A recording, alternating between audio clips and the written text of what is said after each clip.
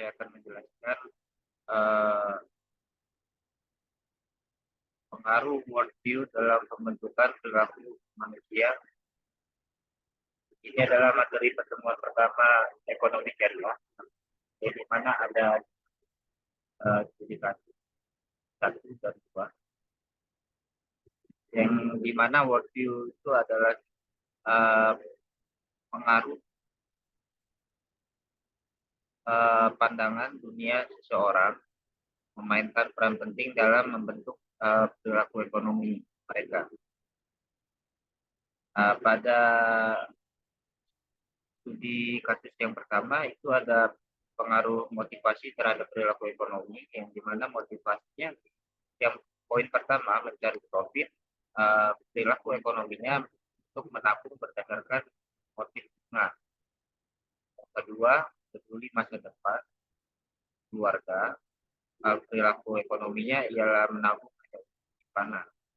Dan yang terakhir itu ada motivasi ketaatan beragama, perilaku ekonominya menabung untuk ibadah haji.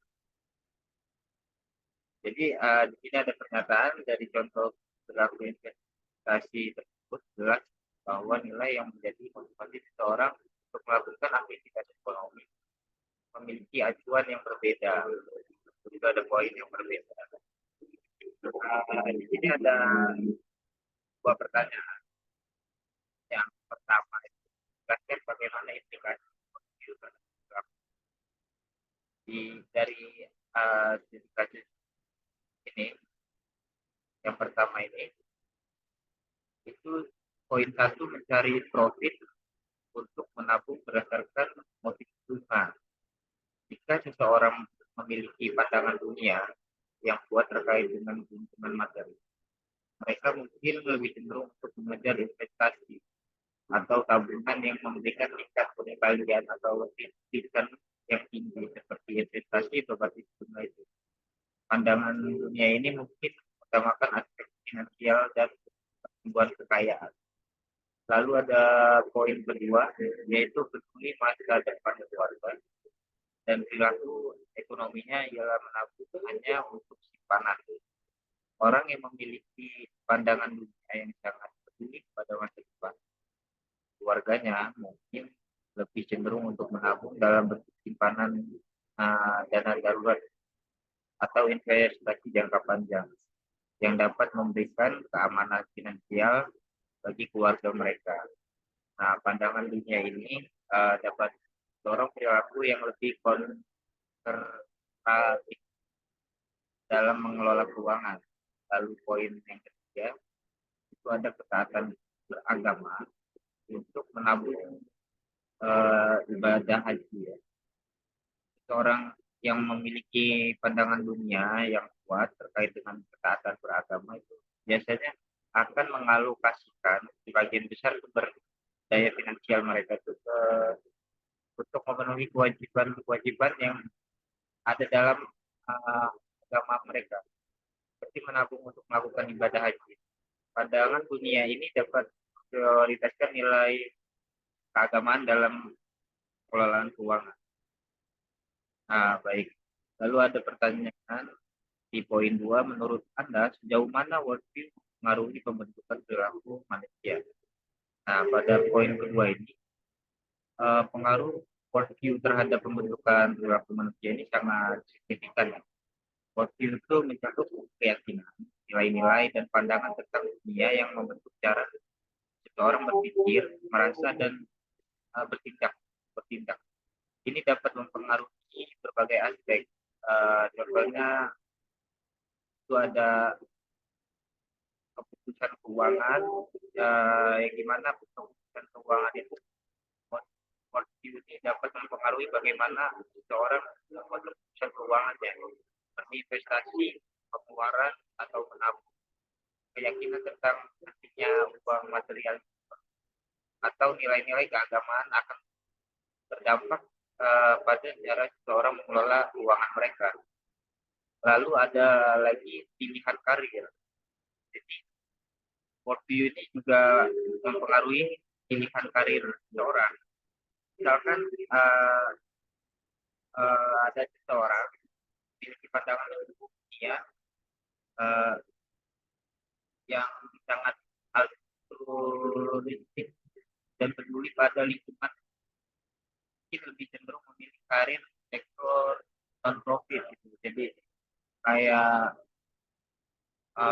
yayasan itu kan non profit harusnya, tapi banyak yang kita temui juga ini jadi profit juga, atau lingkungan dari sektor keuangan bisa juga.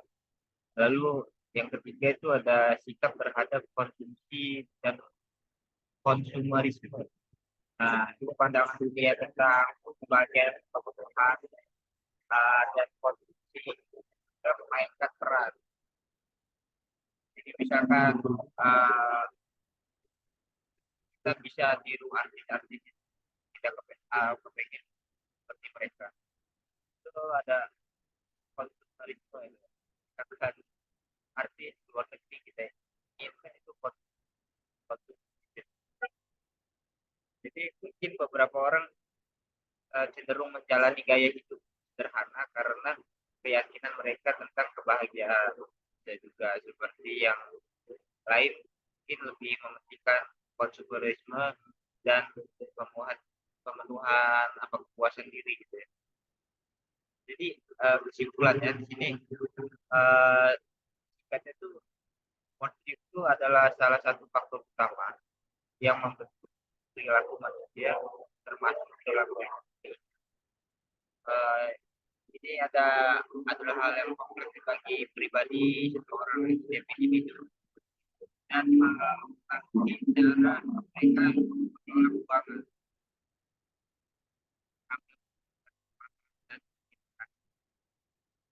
dan uh, dapat pandangan seseorang yang seiring waktu bisa berubah-ubah, terutama itu pada saat mengalami pengalaman hidup, belajar dari pengalaman hidup yang signifikan dan terpapar pada pandangan dunia yang masing-masing individu itu beda-beda. Selain pandangan dunia juga banyak faktor-faktor lain seperti pendidikan, lingkungan sosial, pengalaman pribadi dapat mempengaruhi perilaku ekonomi seseorang. Ya, jadi dalam studi kasus yang pertama ini seperti itu. Lalu di sini ada studi kasus studi kasus dua ya, yang dimana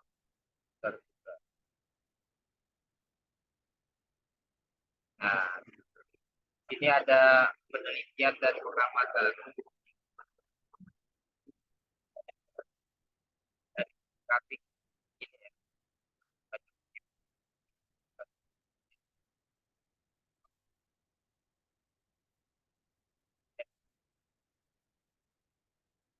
Jelasan kita baca jelasan kasus dua tentang COVID-19. Ini ada risiko-risiko, risiko kredit, risiko pasar, risiko likuiditas, dan risiko operasional. Jadi dari keempat risiko ini,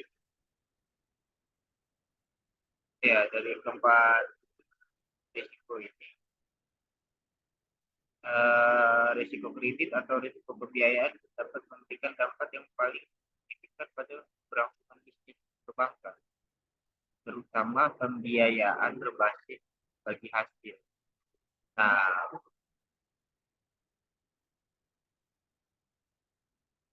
hasil penelitian ini diharapkan untuk menunjukkan potensi risiko dan pembiayaan bagi hasil dan memperoleh usulan dan strategi pengendalian risiko pembiayaan bagi hasil perbankan syariah.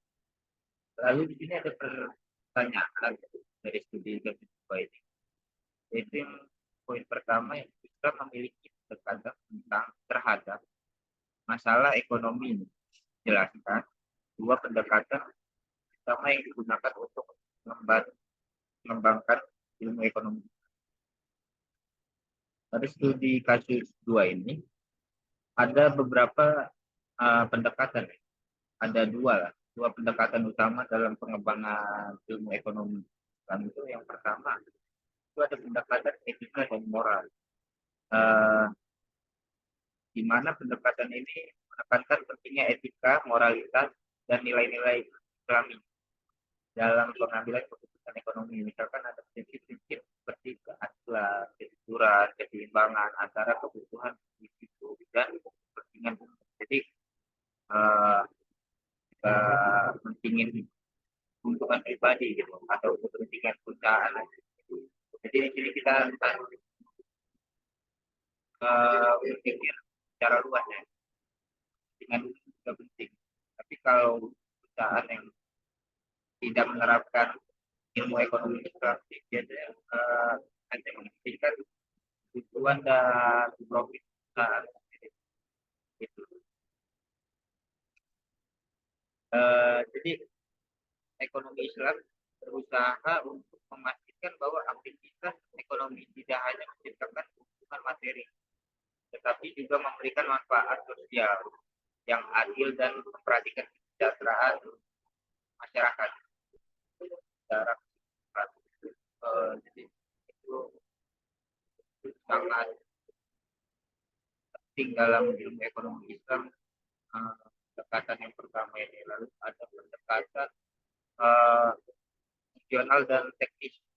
Nah, pendekatan ini berfokus pada aspek teknis dan fungsional ekonomi. Ini mencakup seperti prinsip-prinsip syariah dalam transaksi keuangan yang melarang riba atau bunga gitu ya, spekulasi berlebihan, dan bisa juga investasi dalam sektor-sektor yang dianggap haram. Pendekatan ini mencoba memadukan prinsip-prinsip Islam dengan teori dan praktek ekonomi modern. Jadi pendekatan ini aktif yang mengikuti perkembangan ekonomi modern, menyesuaikan jawaban dari cakupan pendekatan ilmu ekonomi Islam itu sendiri. Lalu ada poin kedua itu dari skema di atas, tahap 4 ketiga dari pendekatan Islam terhadap masalah ekonomi melalui pendekatan induktif untuk dapat menarik hukum secara dengan pendekatan induktif ini harus melalui 3 tahap dijelaskan secara lengkap. Nah, pada pertanyaan nomor 2 ini itu tahapan ketiga dari pendekatan Islam terhadap masalah ekonomi melalui pendekatan induktif. Nah, pendekatan induktif dalam ekonomi Islam merupakan proses penarikan syariah dari prinsip-prinsip Islam melalui serangkaian tahapan 3 tahapan, yaitu yang pertama itu kumpulan data dan fakta. Ya, itu tahap pertama adalah mengumpulkan data dan fakta yang relevan terkait dengan situasi atau masalah ekonomi. Misalkan ada problem, misalkan ada data ekonomi keuangan, sosial, dan faktor-faktor lain yang terlibat. Lalu yang kedua itu bisa analisis dan analisis data ya, dari data-data yang didapat itu benar nggak dari penelitian atau ahli ekonomi Islam akan analisis data yang dikumpulkan itu, lalu evaluasinya itu gimana sih ya, berdasarkan prinsip-prinsip Islam. Misalkan eh, ada konteks masalah,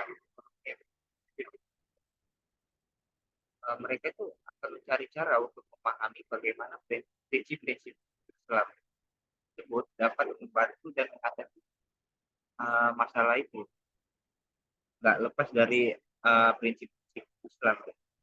Lalu ada yang ketiga itu ada penarikan hukum syariah. Nah, penarikan hukum syariah atau biasanya itu fatwa ekonomi berdasarkan hasil analisis tadi pada poin kedua dan evaluasi data itu ya. Ini biasanya meneliti ekonomi mengidentifikasi aturan-aturan Islam yang relevan dan gimana sih aturan-aturan itu dapat diterapkan dalam solusi masalah ekonomi yang sedang dibahas itu. Jadi itu tiga tahap ya, tiga tahapan pendekatan Islam terhadap masalah ekonomi melalui pendekatan induktif. Jadi pendekatan induktif ini memberikan ekonomi Islam dapat kontekstual dan spesifik terhadap masalah ekonomi yang dihadapi biasanya pada masyarakat. Jadi sambil memastikan bahwa solusi yang diusulkan sesuai dengan prinsip-prinsip Islam atau nilai-nilai Islam dan etika-etika Islam. Oke, itu aja dari saya untuk dikasih pertemuan pertama atau materi pertama, yaitu pengaruh worldview dalam pembentukan perilaku manusia. Ada dua studi kasus yang kita bahas. Kurang lebihnya mohon maaf. Wassalamualaikum warahmatullahi wabarakatuh.